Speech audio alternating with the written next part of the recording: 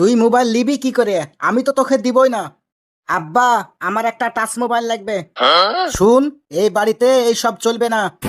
চলবে না মানে? সবাই তো ব্যবহার করে। সবাই করে বলে কি তোকেও করতে হবে নাকি? ওসব বুঝি নে, আমি মোবাইল নিবই। তুই মোবাইল নিবি কি করে? আমি তো তোকে দিবই না। কেন তুমি দিবা না? কেন আবার আমি দিব না? এটা কোনো যুক্তির কথা বললে? শুন, বেশি কথা বলিস নে। তুমি শুধু রাগ দেখাতেই জানো। শুন, আমি তোর বাপ। আর আমি কে? আমি হচ্ছি তোমার ছেলে। এই, তুই মোবাইল সম্বন্ধে কি বুঝিস? তুমি তো আমাকে বুঝতেই দাও না। আগে পড়াশোনা কর, তারপরে মোবাইল। মোবাইল থাকলে পড়াশোনাও করা যায়। হ্যাঁ হ্যাঁ, আমি বুঝি, গেমও খেলা যায়। তুমি সব সময় শুধু আমাকে সন্দেহ করো। আগে যে ভুল করেছিস তার লেগেই সন্দেহ করি।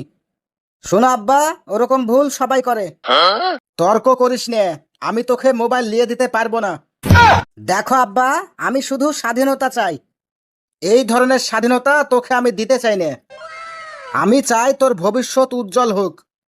ঠিক আছে আব্বা, আমি তোমাকে প্রমাণ করে দেখাবো। আচ্ছা, দেখি তুই কেমন পারিস। কিন্তু আব্বা, রেজাল্ট ভালো করলে মোবাইল কিনে দেওয়া লাগবে।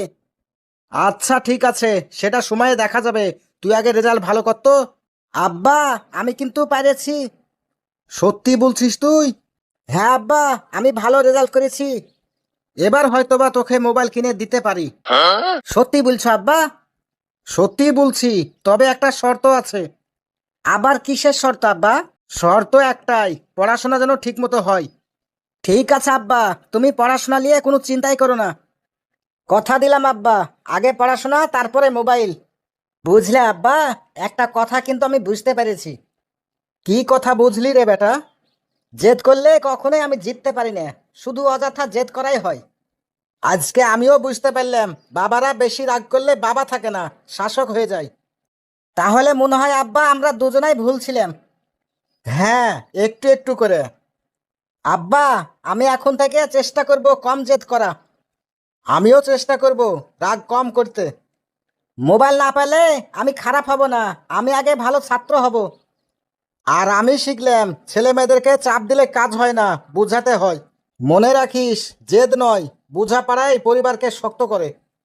আর ভালোবাসা থাকলে সব ঠিক হয়ে যায়। ঠিক না আব্বা?